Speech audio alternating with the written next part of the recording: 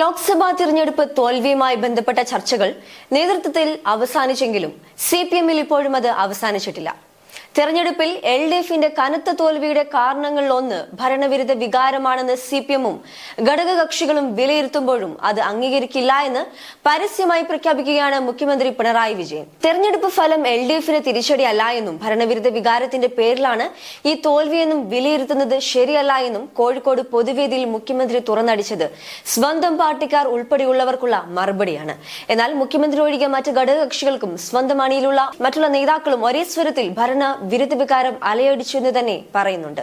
അതേസമയം ഇ.പി. ജയരാജനെ ഉന്നമിട്ടുകൊണ്ട് ഒരു വിഭാഗം നേതാക്കൾ അണിയറയിൽ പ്രവർത്തിക്കുന്നുമുണ്ട്. എൽഡിഎഫ് കൺവീനർ സ്ഥാനത്ത് നിന്ന് ഇ.പി. ജയരാജനെ മാറ്റണമെന്നുള്ള ആവശ്യം ഒരു വിഭാഗം നേതാക്കളിൽ വളരെ ശക്തമാണ്.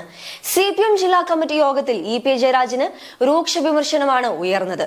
ഇ.പി. ജയരാജന്റെ സൗഹൃദ വലയങ്ങളെയും ബി.ജെ.പി. അനുകൂല നിലപാടുകളും പാർട്ടിക്ക് അവമതിപ്പുണ്ടാക്കിയെന്നും സ്ഥാനാർത്ഥി നിർണയത്തിലും തെരഞ്ഞെടുപ്പ് പ്രചാരണങ്ങളും പാളിച്ചുണ്ടായെന്നും വിമർശനമുയർന്നു.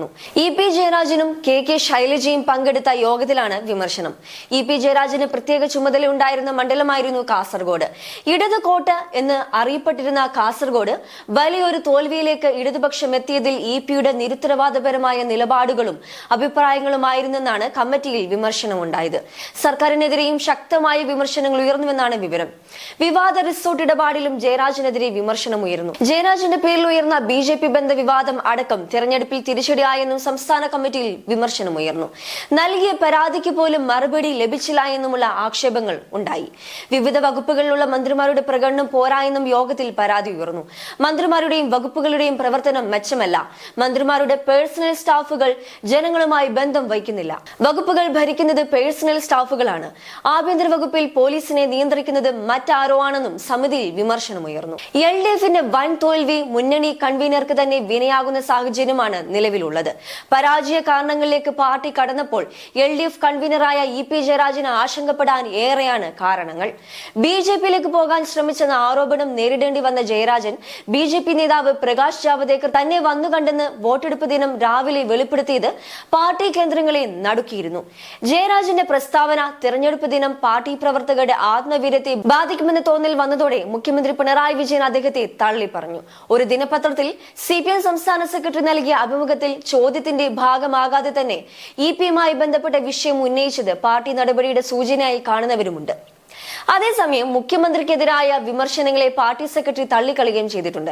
നെയ്യാറ്റിങ്കര ഉപതെരഞ്ഞെടുപ്പ് ദിവസം വി.എസ്. അച്യുതാനന്ദൻ ടി.പി. ചന്ദ്രശേഖരന്റെ ഭാര്യയായ കെ രമയെ സന്ദർശിച്ചത് സിപിഎമ്മിനുണ്ടാക്കിയ ആഘാതത്തോടാണ് പലരും ഇ.പിയുടെ വെളിപ്പെടുത്തൽ ഉണ്ടാക്കിയ പ്രശ്നങ്ങളെ ഉപമിച്ചത്.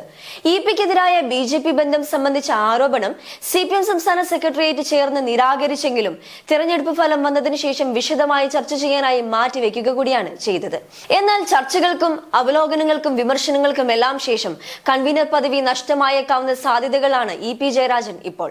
പ്രകാശ് ജാവദേക്കറുമായി കൂടിക്കാഴ്ച നടത്താൻ ഇ.പിക്ക് എങ്ങനെ ധൈര്യം കിട്ടിയെന്നുമുള്ള ചോദ്യങ്ങളാണ് ഉയരുന്നത്.